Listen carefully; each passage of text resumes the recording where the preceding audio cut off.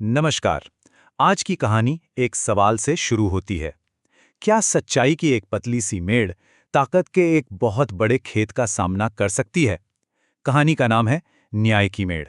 और ये हमें सीधे उस लड़ाई के बीच ले जाती है जो शायद हर समाज में, हर जगह लड़ी जाती है। कमजोर की हिम्मत और ताकतवर के घमंड के बीच। कहानी की शुरुआत ही होरी के इन शब्दों से होती है। धनिया न्याय तो बड़े लोगों की दासी है। जरा सोचिए, ये सिर्फ एक लाइन नहीं है, ये तो उस कड़वी हकीकत का आईना है जो एक आम इंसान को तब दिखाई देती है जब वो अपने से कहीं ज्यादा ताकतवर सिस्टम के सामने खड़ा होता है। तो चलिए कहानी के पहले हिस्से में चलते हैं। एक किसान की दुनिया। मिलते हैं होरीस से, एक ऐसा गरीब किसान जिसकी सबसे बड़ी दौलत उसका स्वाभिमान है। तो होरी की दुनिया है कैसी?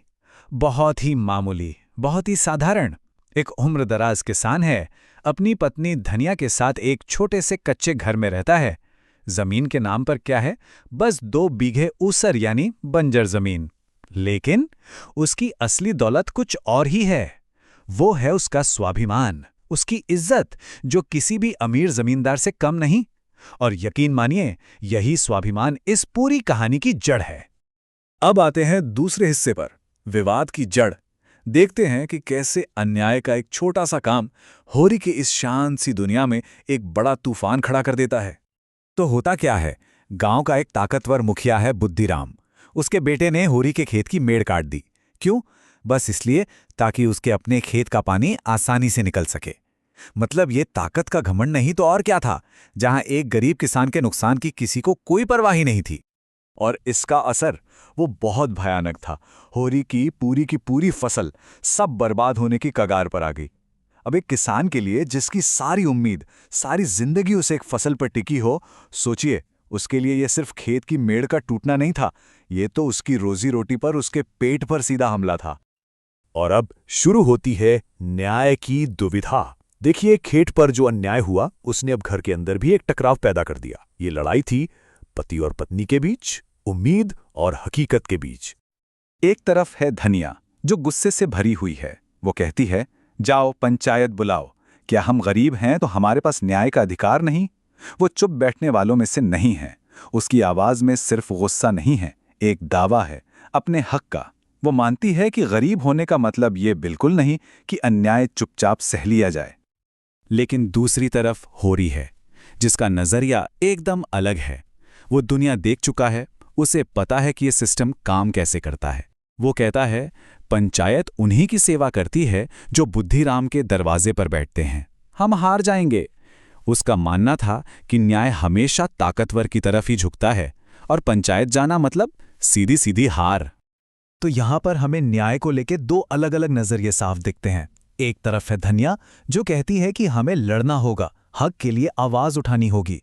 और दूसरी तरफ है होरी, जो कहता है कि हम हार जाएंगे, क्योंकि पंचायत तो ताकतवर की ही सुनती है। अब सवाल ये है कि क्या हिम्मत करके लड़ना सही है, या फिर कड़वी हकीकत को मानकर चुप बैठ जाना? खैर, धनिया की जिद आखिरकार रंग लाती है। होरी के डर के बावजूद मामला पंचायत तक पहुंच ही जाता है, और अब पूरा गांव इकट्ठा हो गया है। सब बस यही देखना चाहते हैं कि क्या एक गरीब किसान को एक ताकतवर मुखिया के खिलाफ इंसाफ मिल पाएगा। और अब हम पहुंचते हैं कहानी के सबसे अहम मोड़ पर, पंचायत का दृश्य। यहां एक आदमी का सच दूसरे के झूठ के खिलाफ खड़ा है। ये सिर्फ एक सुनवाई नहीं है, ये तो इंसाफ की असली परीक्षा है। लेकिन यहां उम्मीद की एक छोटी सी किरण दिखती है। सरपंच चुना जाता है बूढ़े काका को, एक ऐसा इंसान जो पूरे गांव में अपनी ईमानदारी और निष्पक्षता के लिए जाना जाता था। तो शायद, बस शायद, इंसाफ की कोई उम्मीद अभी भी बाकी थी। पंचायत शुरू होती है और बुद्धिराम पूरे आत्मविश्वास के साथ खड़ा होकर झूठ बोलता है। कहता है, मैंने कोई मेड़ नहीं काटी। होरी खुद अपनी जमीन बढ़ाना चाहता है। मतलब ना सिर्फ अपनी गलती से इनकार, बल्कि इल्जाम भी उल्टा होरी पर ही लगा दिया। ये होता है ताकत का घमंड, जिसे लगता है कि उसे कोई पकड़ ही नहीं सकता। अब होरी की बारी आती है।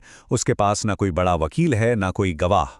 उसकी सबसे बड़ी ताकत है उसकी अपनी सच्चाई। वो बस इतना कहता है, पंचो, मैंने उम्र भर कभी किसी का हक नहीं मारा, खेत खुद गवाही दे देगा। कितनी सीधी और सच्ची बात। तो सवाल अब भी वही है, पंचायत किसकी बात पर यकीन करेगी? एक अमीर और ताकतवर मुखिया के झूठ पर, या एक गरीब लेकिन ईमानदार किसान के सच पर? और यहीं पे कहानी एक ऐसा मोड़ लेती है जिसकी किसी को उम्मीद नहीं थी। सरपंच काका सिर्फ सुनी सुनाई बातों पर यकीन नहीं करते, वो सुनवाई को बीच में ही छोड़ देते हैं और खुद उठकर खेत का मुआयना करने चले जाते हैं। और जैसा होरी ने कहा था, खेत भला कैसे झूठ बोलता?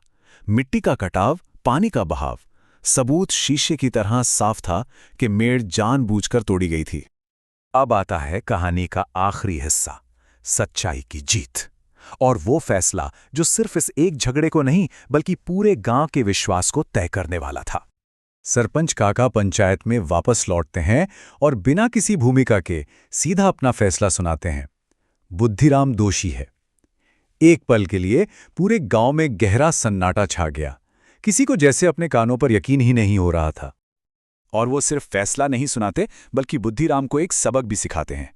वो कहते हैं, बुद्धिराम, तुम धनवान हो सकते हो, पर ईश्वर की अदालत में सब नग्न है। मेड़ तुमने ही काटी है। क्या बात कही! मतलब दौलत और ताकत दुनिया में भले ही काम आ जाए, पर सच की अदालत में सब बराबर हैं। सजा भी ऐसी दी गई जो याद रखी जाए।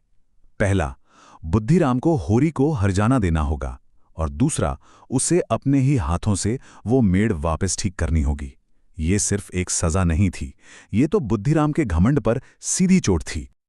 और इस फैसले का असर देखिए, पूरा गांव हैरान था, सन्न था, और बुद्धिराम, उसका सिर शर्म से झुका हुआ था। शायद जिंदगी में पहली बार उसे अपनी ताकत के आगे अपनी गलती का एहसास हुआ था। और होरी, उसकी आंखों में भी आंसू थे, पर ये जीत के आंसू नहीं थे। ये तो इस बात के आंसू थे, इस एहसास के आंसू थे कि दुनिया में न्याय अभी भी जिंदा है।